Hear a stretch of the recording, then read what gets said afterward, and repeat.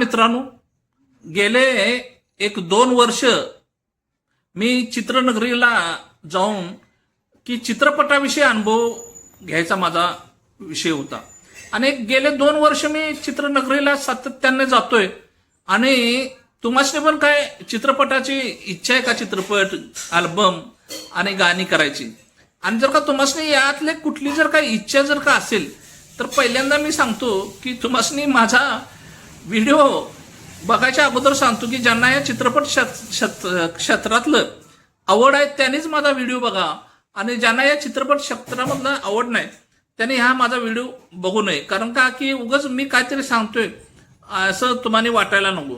कारण का की चित्रनगरीची मी 2 वर्ष, मी सांगतो तब्बल 2 वर्ष चित्रनगरीमध्ये मी माझे म्हणजे कमीत कमी 4 तास मी घालवले.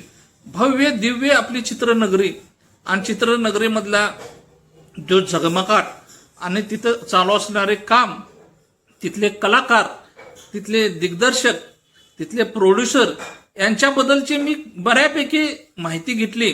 तिथे वेगवेगळ्या ठिकाणी वेगवेगळे चित्रपटांचे पण कामकाज चालू असते.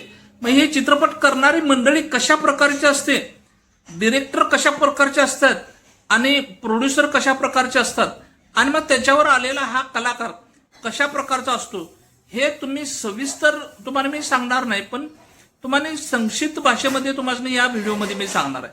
कारण का ही खरोखरची गोष्ट आहे. आणि मी प्रत्यक्षात मी त्या ठिकाणी जाऊन वेळोवेळी नाही 4 तास मी कंपल्सरी त्या तिथे घातलेलेच आहेत.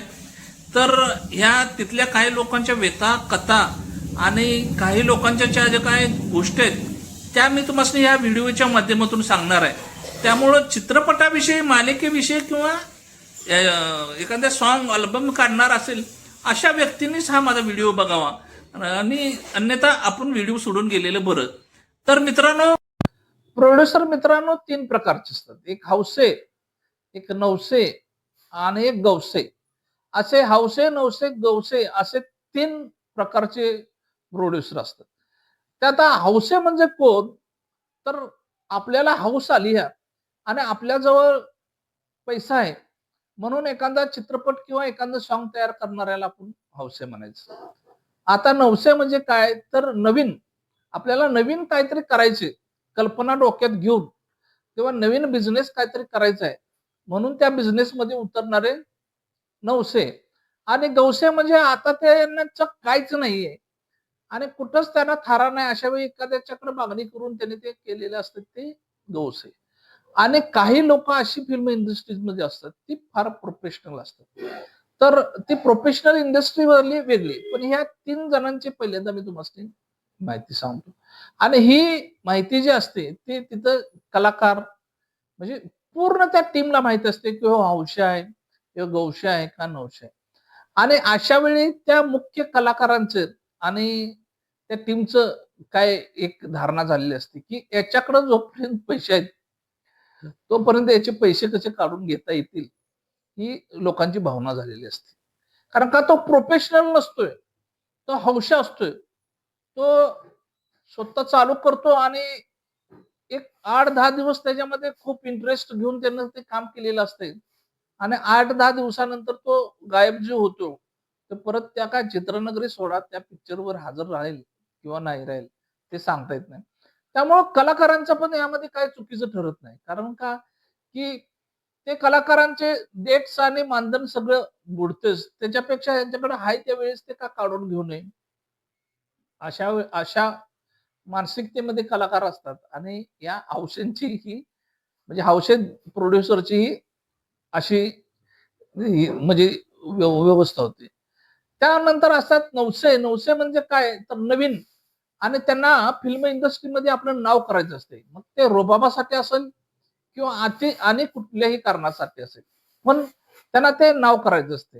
ही नाव करणारी मंडळी पण त्याच कॅटेगरीमध्ये येते की नाव करण्यासाठी एखादा मोठा भपकेदार कार्यक्रम घ्यायचा, त्याचं उद्घाटन करायचं, 4 चौघांच्या पशी आपल्या जे म्हणजे प्रोड्युसर असते, प्रोडक्शन याची वाच्यता करायची आणि आपण कोणतरी लोकांनी वेगळं आहे अशा पद्धतीचं ज्ञान द्यायचं आणि ही पण लोक एक ठराविक कालावधीनंतर त्या म्हणजे फिल्म इंडस्ट्रीमधनं गायब होते. आता राहिले तिसरे, जी फिल्म इंडस्ट्रीमध्ये कसून काम करीत असतात, पण त्यांना त्या फिल्म इंडस्ट्रीमध्ये कधी यश आलेलं नाही आणि त्यांना काही लोकांनी असंच बुडवून फसवलेलं असतं. त्यामुळे ही लोक आपले काही ना काही प्रयत्न करतात आणि एखादा कुठला तरी प्रोड्युसर गाठून आपलं काम चालू करतात. असे हे हौसे नवसे गवसे असतात. यानं एक फायदा मात्र मित्रांनो चांगला होतो, की कलाकारांना योग्य वेळी मानधन मिळतं. कलाकार मंडळी ह्या हौसे नवसे गवसेच्या जीवावर मित्रांनो जगते. त्यामुळे हे असे हौसे नवसे गवसे हे असणं पण गरजेचं आहे. कारण का, की शेवटी पैसा आहे तर सगळं आहे आणि पैसा नाही तर काहीच नाही. आता पुढला भाग. आता खरोखरच एखाद्याची स्क्रिप्ट आणि कथा चांगली असते आणि त्याला तो पिक्चर तयार करायचा असतोय आणि तो पहिल्यांदाच सुरुवातीला अशा लोकांच्या तावडीत सापडला, की त्याचा बकरा हा झाला म्हणून समजायचा. मी वर्षभर बघतोय. मी वर्षभर कंप्लीट त्या एक नव्हे 2 वर्ष त्या चित्रनगरीमध्ये आहे मित्रांनो. म्हणजे ही वास्तविक परिस्थिती आहे, की काही लोकं अशा पद्धतीची तिथं तयार किंवा असतात, की त्या लोकाला तो आला, की त्याला असलं फाडतात, की असं त्याला म्हणजे काय म्हणजे वेगळ्या पद्धतीची गणितं सांगायची आणि ते वेगळ्या पद्धतीचे गणितं कसे आपण हातचलाकीनं करून घ्यायचे, याची सुद्धा ते त्यांच्याकडं म्हणजे हे असते म्हणजे आयडिया असते. आता असे पण एक गोष्ट असते, की आज मी चित्रनगरीमध्ये एक 3 म्हणजे मालिका बघतोय. तिथले कलाकार खरोखर कलाकार मंडळी, डायरेक्टर मंडळी आणि हे सगळे प्रामाणिकपणे काम करतात. प्रामाणिक म्हणजे अतिशय प्रामाणिकपणे. मला वाटतंय त्यांना चहा, पाणी आणि जेवण हे वेळेवर मिळते का नाही, हे मला वाटतंय हे त्यांनाच माहीत असेल. पण मी सांगतो, की मित्रांनो, की असे तिथं बरेच कलाकार आहेत. मग त्याच्यामध्ये स्टार कास्ट असणारे पण कलाकार आहेत. आणि मी ऐकलेल्या या व्हिडिओमध्ये म्हणजे मी चित्रपट सृष्टीचे व्हिडिओ ऐकले किंवा माझे काही ठराविक मित्र सुद्धा त्या म्हणजे ह्याच्यामध्ये कामाला एक 8-8, 10-10 दिवस काम केले आणि त्या म्हणजे प्रोड्युसर मंडळीने त्यांचे पैसे दिले नाहीत. असे पण म्हणजे त्यामध्ये भाग आहे. त्यामुळं की सारख्याला वारकातला प्रकार आहे, पण वारकं हे कष्टकरी माणसाच्या नशिबात आलं नाही पाहिजे. याची याची आपण दक्षता मित्रांनो घेतली पाहिजे. आणि काय आहे, की त्याचा खर्च जो असतोय, तो अवाढव्य खर्च असतोय आणि तो अवाढव्य खर्च प्रोड्युसरनं सांभाळून साधारण एक 100 लोकांची टीम सांभाळणं म्हणजे ते तेवढं मित्रांनो सोपं नसतंय. जर का नुसती स्क्रिप्ट लिहिली, नुसता संगीतकार घावला, नुसते कलाकार घावले म्हणजे चित्रपट किंवा एखादं गाणं होत नाही. त्याच्या पाठीमागचे मित्रांनो फार कष्ट असतात. ते कष्ट आणि तो पैसा जर का लोकांच्याकडे असेल, तर तुम्ही निश्चितच या क्षेत्रामध्ये यश आहे. तुम्ही उतरायला काय हरकत नाही. पण यातली कुठलीच गोष्ट तुमच्याकडे नसेल, तर तुम्ही मात्र कृपा करून या गोष्टीमध्ये उतरू नका. कारण इथं जसं तुमच्याबरोबर प्रामाणिक राहणाऱ्यांची संख्या ज्या प्रमाणात आहे, त्या प्रमाणात फाडणाऱ्यांची पण संख्या तुम्हासनी तिथं आढळेल आणि हा माझा चित्रपट सृष्टीमधला एक चांगला आणि आगळा-वेगळा अनुभव होता आणि अजून ह्या चित्रपट सृष्टीमध्ये माझा भरपूर अनुभव आहे. कारण का मी पण सध्या आता एक गाणं तयार करून ठेवलंय.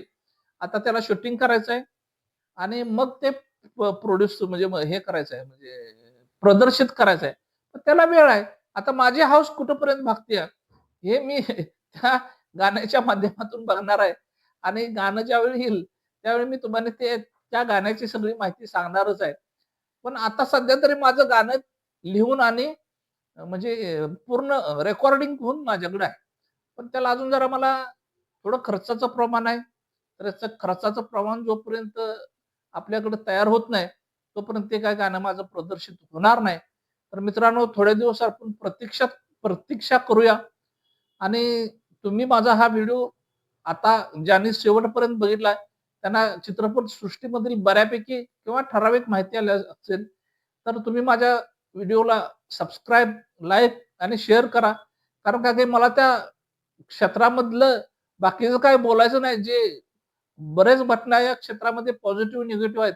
त्याच्याबद्दल बोलून एखाद्याच्या पोटावर पाय आणायचं नाही. एवढं मी सांगतो. जय हिंद.